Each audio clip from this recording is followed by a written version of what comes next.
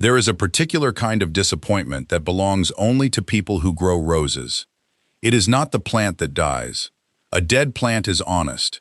It tells you exactly what it thinks of you, and you either replace it or you do not, and life goes on. This is worse. This is the bush that does everything right. It leafs out. It throws up strong new canes. It sets buds, fat ones, tight ones, color already showing at the tip. You start deciding where the vase is going to go. And then one morning, you walk out with your coffee, and that bud is the color of a paper bag. It never opened. It just stopped. And 2 feet away, another one is doing exactly the same thing. And here is the part that stings. Everybody has an answer for you. Feed it, spray it, move it, prune it harder, prune it less.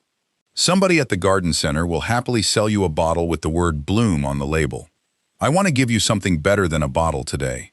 I want to hand you a way of looking at that bud that makes all 7 of the real causes obvious, because once you can see the mechanism, you stop guessing.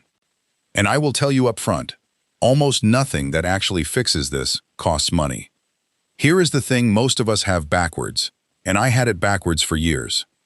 We think of a bud as a flower under construction, as if the rose is in there building petals, and if we just feed it enough, it will finish the job and open. That is not what is happening. By the time you can see a bud with color showing at the tip, that flower is already built. Every single petal that bloom will ever have is already inside, folded, stacked, finished, at about the size of a thimble. The rose stopped manufacturing weeks ago. Opening is not construction. Opening is inflation. The petals unfold because water floods into the petal cells and swells them. The cells stretch, the cell walls loosen, and the whole folded package unpacks itself under pressure. Researchers working on rose flower opening, a great deal of it published in journals like Plant Physiology and The Plant Cell, have traced that machinery in detail. Cell wall loosening proteins. Sugars pulled into the cell to draw water in behind them, and water channel proteins called aquaporins that sit in the cell membrane like doors and let water rush through. Different labs argue about the details. Nobody argues about the headline. A rose opens because water moves. So sit with that for a second. If opening is a water event, then a bud that will not open is a plumbing problem or a mechanical problem. It is almost never a food problem. That one sentence will save you more roses than anything on the shelf. Now let us follow that water. It starts as a film clinging to soil particles somewhere down around 8 or 10 inches. It gets pulled into a root hair. It travels up through the root, into the crown, up the cane, out along a lateral, down the flower stalk. And then, in the final inch, it has to cross into the base of the flower and out into the petals. The whole journey can be perfect for 30 inches and fail in the last one. That last inch is the part almost nobody looks at, and that is exactly where I want your eyes. Because once you are watching the last inch, every failed bud you will ever see sorts itself into one of exactly 3 families. This is the triage. Learn these 3 words and you will stop guessing forever. Family 1, locked. The pressure is fine, the water is arriving, but something on the outside of that bud is physically holding the door shut. The flower inside can be perfectly healthy and still never see daylight. Family 2, starved. Nothing is holding it shut. The pressure simply never shows up. The bud goes soft or papery, or it shrinks instead of swelling. Family 3, canceled. The plant made a decision days or weeks ago to stop investing in that bud. What you are looking at is the aftermath of a choice, not an accident. Locked, starved, canceled. The 7 causes we are about to walk through are just 7 different ways of ending up in one of those 3 rooms.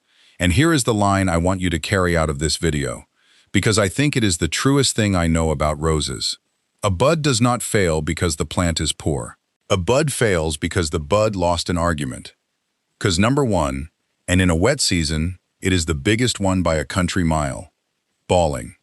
The Royal Horticultural Society describes flower balling as a disorder where the buds develop perfectly normally and then simply do not open. Here is the sequence. Cool wet weather, rain, heavy dew, several damp days in a row soaks the outer petals. Those outermost petals are thin and they go limp and slick. Then the sun comes out. and the sun dries that soaked outer layer into a tight, papery shell, and the shell welds the petals to each other. Meanwhile, the flower inside is still trying to inflate. The pressure is building exactly the way it should, and it is pushing against a lid. That is textbook locked. Two things make it far more likely. First, petal count. A rose with 100 petals packed into a fat round bud has far more surface for that gluing to happen on than a single or semi-double bloom with 5 or 10 petals. If you grow the big old-fashioned cupped English roses, you already know this in your bones. Second, air movement. A bud sitting in still damp air in the middle of a crowded bush stays wet for hours. A bud on the outside of an open bush dries in 20 minutes. Here is how you confirm it, and it takes 30 seconds. Take a failed bud and slit it lengthwise with a clean blade. If the outer layer is brown and dry and papery, and the petals inside are clean, healthy, correctly colored, that is balling. The flower was fine, it was locked in, and on a fresh case, caught early, you can sometimes just peel that outer shell away with clean fingers, and the bloom will open within a few hours. I will give you the honest caveat on that shortly, because there is one situation where peeling is exactly the wrong move. Because number 2 lives inside the bud, and you have almost certainly never laid eyes on it. Western flower thrips, an insect about the length of a comma on a printed page. They crawl down between the sepals into a bud while it is still tight, and they feed on the petal tissue in there, rasping the surface cells open and drinking what leaks out. Now think about what that does to our inflation model. Every cell they rupture is a cell that can no longer hold pressure. The tissue scars, and scarred tissue does not stretch. The University of California's Integrated Pest Management Program describes the result exactly. Rose petals showing dark streaks and spots from feeding that happened before the bud ever opened, or buds that deform and fail to open at all. Here is your diagnostic. Same clean slit, but this time do it over a sheet of white paper and tap it. Thrips are pale and skinny, and they move fast, and against white paper they are unmistakable. Look at the inner petals too. Balling gives you clean petals under a brown shell. Thrips give you streaking, brown flecking, and edges that look scratched and dry. Now the part that matters, and here is where I am going to disagree with a lot of advice you will hear. Do not go buy a spray. The University of California guidance is blunt about why. Control with insecticides is difficult because the products work best on developing thrips, and those are feeding deep inside buds where a spray cannot reach. Worse, by the time you can see the damage, the thrips have very often already left. You would be spraying an empty room and killing the predatory mites and minute pirate bugs that were quietly working for you. What actually works is unglamorous. Cut the affected buds off and get them out of the garden. Do not compost them. Deadhead promptly and consistently, because spent blooms are a thrips nursery. And here is a genuinely useful piece of information from those same notes that almost nobody passes along. Thrips damage turns up more often on fragrant, light-colored, and white roses, and varieties whose sepals stay wrapped tight around the bud until the last moment have fewer problems. That is a variety selection lever, and it is completely free. If you do decide to use a product, read the label, follow it exactly, and check with your local extension office about what is registered where you live. Because number 3 is the one that makes causes 1 and 2 worse, and it is a habit, not a pest. Watering over the top of the plant. I understand why we do it. The sprinkler is already there. The hose has a nice spray nozzle on it. The bush looks thirsty, and rinsing the leaves off feels like care. But look at what you are actually doing to that bud. You are recreating the exact weather that causes balling. Soaked outer petals. And you are doing it on a schedule. And you are doing something else. Every rose grower who has fought black spot knows the disease. Almost nobody knows the number behind it. The fungus that causes black spot needs roughly 7 hours of continuous leaf wetness to germinate and infect. That figure turns up over and over across extension sources, from Michigan State, from the University of California, from the Pacific Northwest Plant Disease Handbook, from Iowa State, from the University of Kentucky, and it wants temperatures above about 68 degrees while that clock is running. 7 hours. That is not a vague warning. That is a design constraint you can work with. Water at 6 in the evening in July, and those leaves stay wet through dusk, through the night, through the dew, until mid-morning. You just handed the fungus 12 hours.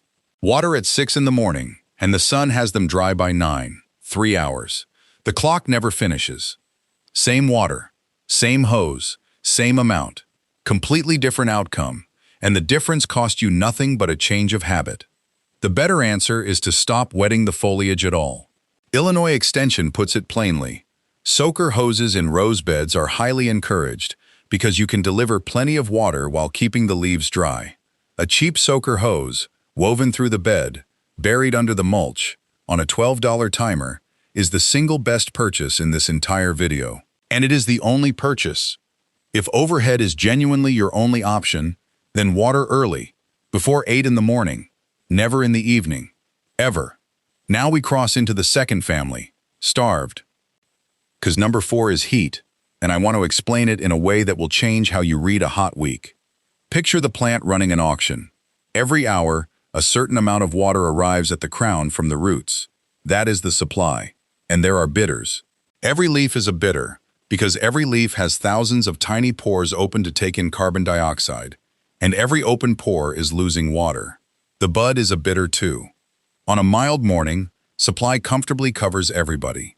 The bud gets its water and inflates on schedule. On a 100-degree afternoon, the bids from the leaves go through the roof, not because the plant decided to prioritize leaves, because evaporation is physics. Hot, dry air pulls water out of leaf tissue whether the plant approves or not, and the bud, which needs a slow, steady surplus in order to swell, gets outbid. The research backs this up hard. Work at Texas A&M University, led by the rose breeder Dr. David Byrne, has documented that garden roses generally lose flower productivity and flower size once summer temperatures push past about 86 degrees. And in growth chamber work, a heat shock of a single hour at around 111 degrees measurably reduced flower diameter, petal number, and flower dry weight. Related work found that flowers are most vulnerable to heat precisely at the visible bud stage, which is exactly the stage where you are standing there wondering why the thing will not open. So when a July heat wave rolls through and your buds come out small, crisp at the edges, short on petals, or they simply stall, that is not a nutrient deficiency. That is the auction. And you cannot change the air temperature. But you have enormous control over the supply side, and the supply side is the whole point of the next 3 causes. Cause number 5 is the one I would put money on if I could only pick one. And it is not drought. It is inconsistency. Illinois Extension's guidance on roses opens with a sentence I think about a lot. Roses do best with uniform soil moisture throughout the growing season. Uniform, not abundant. Uniform. The rule of thumb they give is about 1 inch of water per week during the growing season, adjusted for your soil and your weather. Here is why the rhythm matters more than the total. When soil dries out hard and then gets soaked again, 3 things happen down there, and not one of them is good. Fine root hairs, the actual absorbing surface, the part that does the drinking, die back when the soil dries out. Growing them back takes days. Second, drying soil shrinks and pulls away from the roots, so the next watering makes poor contact, and a lot of it runs past instead of in. And third, on a good many soils, a dry crust sheds water sideways, so you stand there with the hose feeling generous, while the water quietly goes to the path. So the plant lurches. Feast, famine, feast.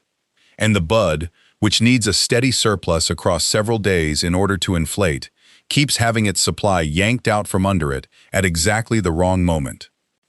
2 free fixes, and both of them beat anything in a bottle. First, the screwdriver test. Nebraska Extension recommends it, and I have never found anything better. Take a long screwdriver and push it into the soil beside the bush.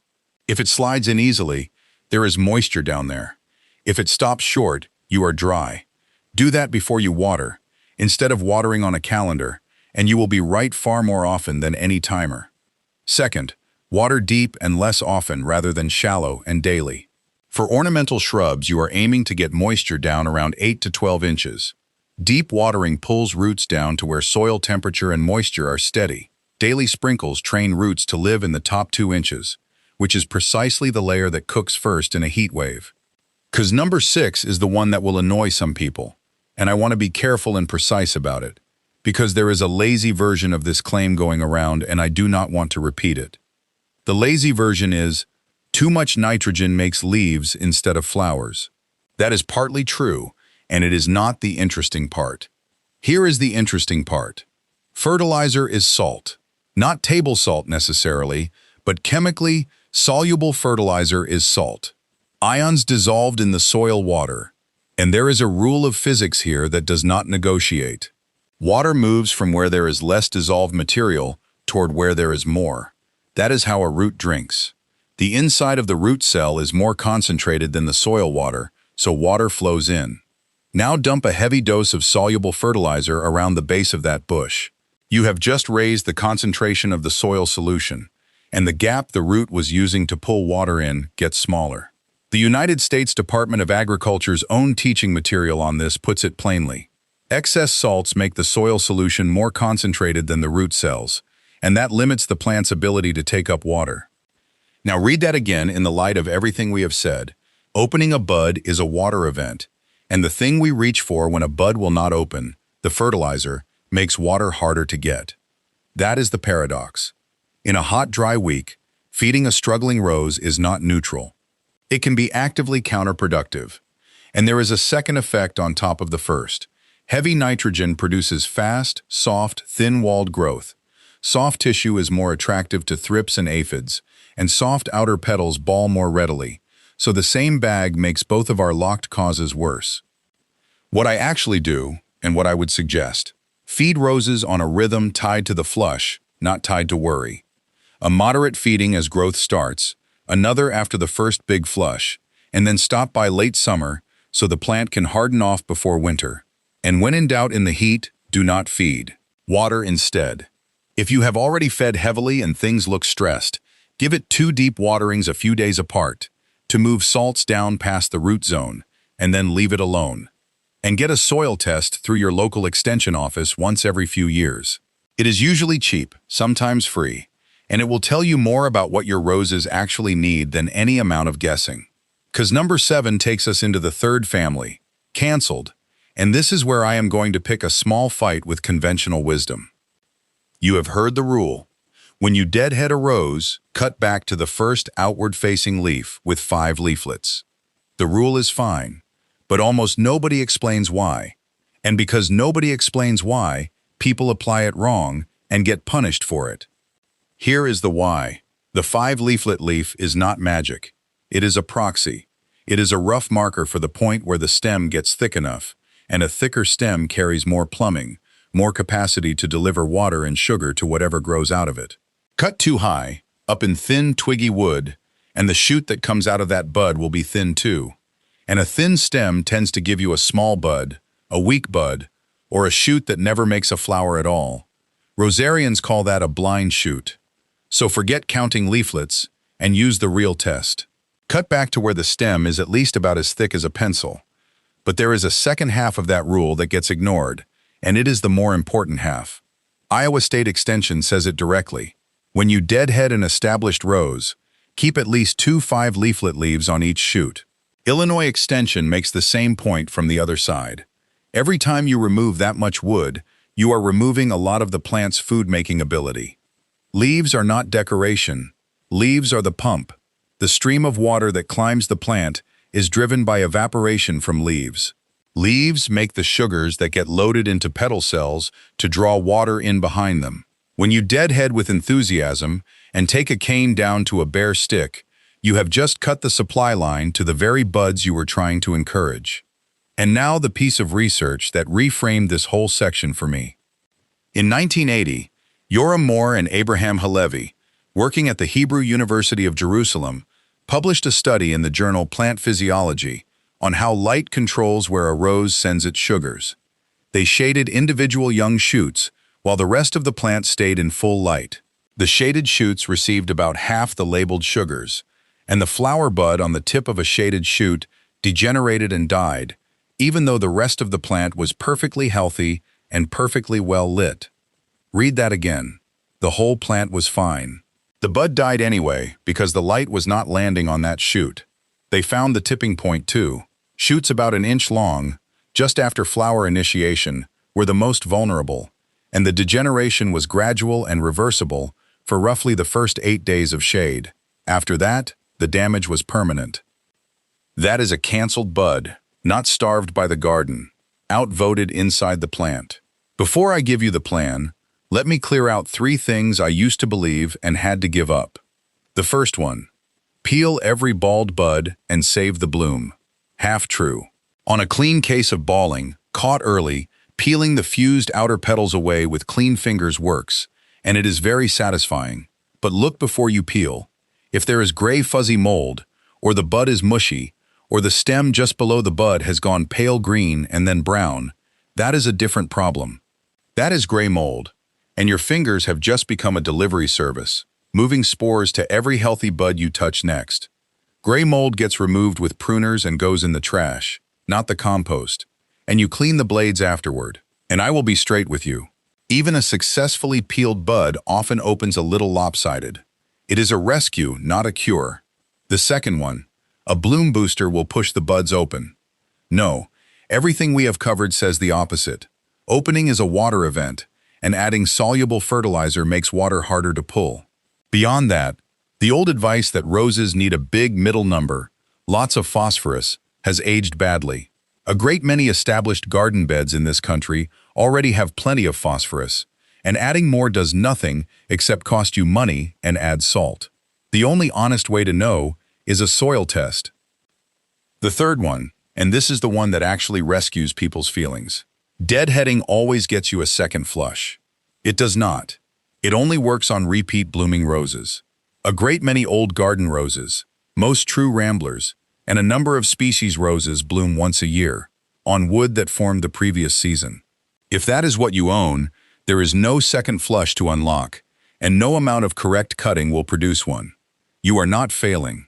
You simply have a different kind of rose, and some of those once bloomers will give you spectacular hips in the fall if you leave them alone. So before you blame yourself, find out which rose you actually have. So how do you get more air and more light onto those buds without cutting the pump out of the plant? This is where people overcorrect. They hear improve air circulation, they get the loppers out, and they take a beautiful bush down to a handful of naked canes. Then they wonder why the next flush is worse. Remember Moore and Halevi? Light landing on the shoot decides whether the bud on that shoot finishes. But remember Illinois Extension too. Leaves are the food factory. So the goal is not less plant. The goal is a plant with gaps in it.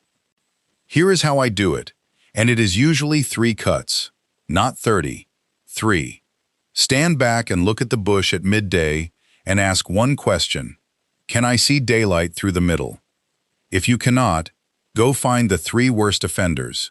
Dead wood is free. Take all of it. It costs the plant nothing. Then 1 cane that crosses through the center and shades everything behind it. Then 1 thin, twiggy, inward-growing shoot that was never going to carry a decent flower anyway. That is it. 3 cuts, aimed mostly at the middle of the bush, and you have changed the light and the drying time for every bud on that plant.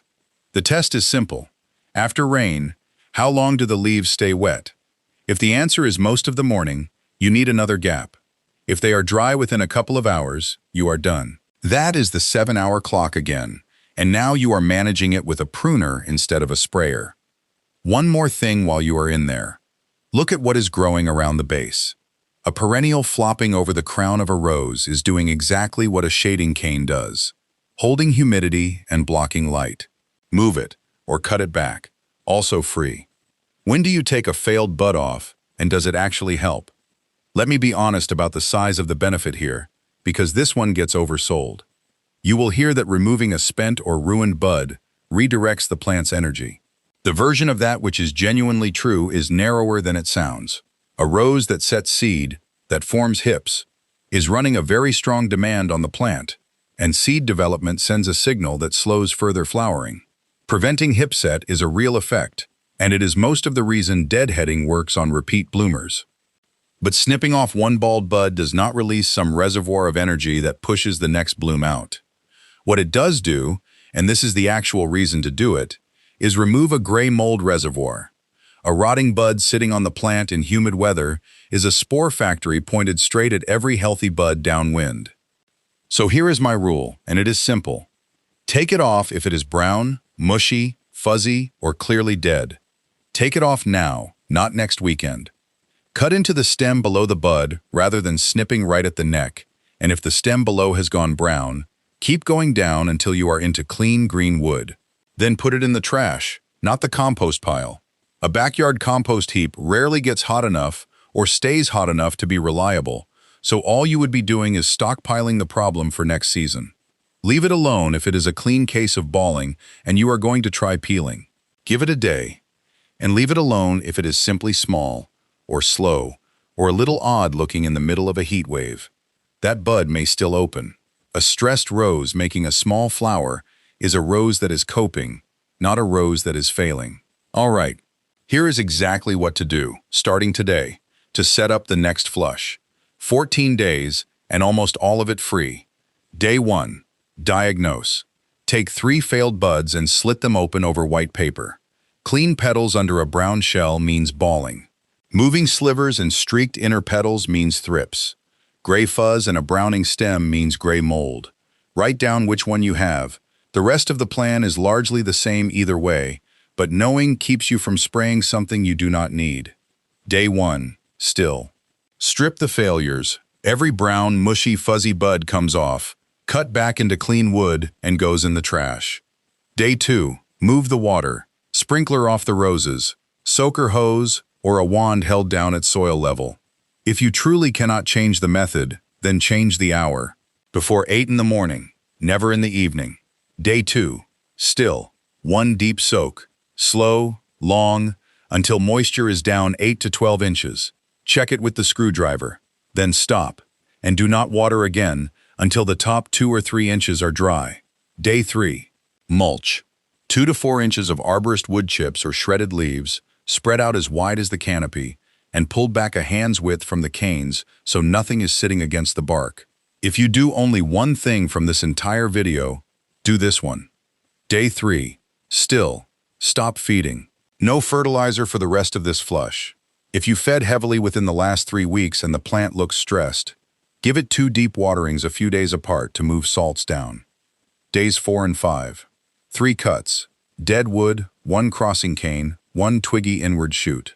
Daylight through the middle, keep the leaves. Days 6 through 10. Watch and leave it alone. This is the hard part. New buds are forming, and their fate is being decided right now by light and by water, not by anything else you can add. Days 10 through 14. The pencil cut. On any stem that failed, come back down to wood at least as thick as a pencil, cut above an outward-facing bud, and leave at least 2 full 5-leaflet leaves below your cut, and 1 number to write down at the end of the week. Set an empty tuna can out in the bed. Next time you water, or next time it rains, see how long it takes to put 1 inch of water in that can. Now you know what an inch actually looks like at your house. Most people are astonished, and it is nearly always in the direction of, I have been watering far less than I thought. Let me point at something before we finish. Go back over that list.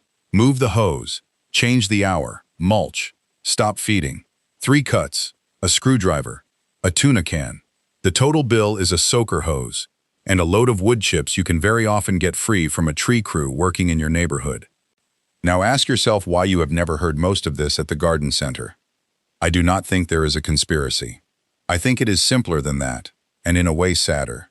Nobody can patent water at 6 in the morning. Nobody has a display rack for 3 cuts in the middle of the bush. There is no margin in a screwdriver you already own. The advice that gets promoted is the advice somebody can sell, and the advice that gets promoted becomes the advice everybody repeats, until it starts to feel like the whole of gardening. The most powerful interventions in a garden are almost always economically invisible. Not hidden, because somebody is hiding them. Just quiet, because nobody makes a nickel by saying them out loud. That is most of what this channel is for. I want to finish underneath the plant, because that is where this actually lives. Every single thing we talked about today came down to one question. Can water get to the last inch, steadily, day after day, without spikes and without gaps? And the answer to that question is not decided at the bud. It is decided in the soil.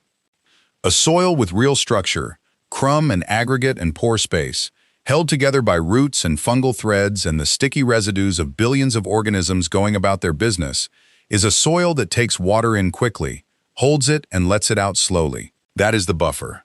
That is what turns a thunderstorm followed by 9 dry days into something a rose barely notices. Now let me stay honest here, because this is a place where gardening gets oversold. In 1994, a soil scientist with the United States Department of Agriculture named Berman Hudson published a paper in the Journal of Soil and Water Conservation, arguing that organic matter had been badly underrated, and that as organic matter climbed from about 0.5% to 3%, the water a soil could hold available to plants more than doubled. That paper gets quoted constantly. What gets quoted much less is that in 2018, Budaman Minasny and Alex McBratney published a far larger analysis in the European Journal of Soil Science and concluded that the effect is real, but considerably more modest than Hudson's figures suggested. Both of those things are worth knowing. Organic matter is not magic, but it points the right direction. It accumulates, and mulch does a second job that nobody disputes at all. At the Bartlett Tree Research Laboratory in North Carolina, Dr. Thomas Smiley and Sean Henry buried temperature sensors 3 inches down under different surfaces and read them every 15 minutes across the growing season. Under 4 inches of forest leaf litter, the daily swing in soil temperature stayed inside about 5 degrees. Under arborist wood chips, about 9. Bare soil and mown turf swung more than 21 degrees every single day. And that is the whole ballgame right there. A root system living in a 5-degree world behaves completely differently from one living in a 21-degree world. Steady roots, steady supply. Steady supply, and the last inch takes care of itself. Feed the soil, not the plant. Not as a slogan, as plumbing. Now I want to hear from you, and I want the disagreement most of all. I said something in this video that some experienced rosarians are not going to like. That I do not much care about counting to 5 leaflets, and that what actually matters is stem thickness and how many leaves you leave behind. If you have grown roses for 30 years and you think I have that wrong, say so down below. I will read it and I will take it seriously. Second thing, nearly every one of us learned some rose rule from a grandmother or a neighbor. Something you still do every single year even though you could not explain why if somebody put you on the spot. Banana peels, coffee grounds, Epsom salts, garlic planted underneath, a penny in the hole. Tell me yours. I am not going to make fun of it. Some of that folk practice is doing something real by accident, and some of it is simply love passed down in the shape of a chore, which is not nothing either. And tell me 2 things so we can compare notes properly. Your hardiness zone, and which of the 3 families your failed buds fall into. Locked, starved, or canceled. One last practical note before you go. Everything about timing, variety choice, and any product mentioned here varies enormously by where you garden. Your local extension office knows your soil, your climate, and your local pest pressure better than any video ever could, and their advice is usually free. Use them. And whatever you spray or spread, read the label first. The label is the law, and it is also the instructions. Now go slit a bud open. Take the 30 seconds. You will learn more about your roses in half a minute than you have learned all season.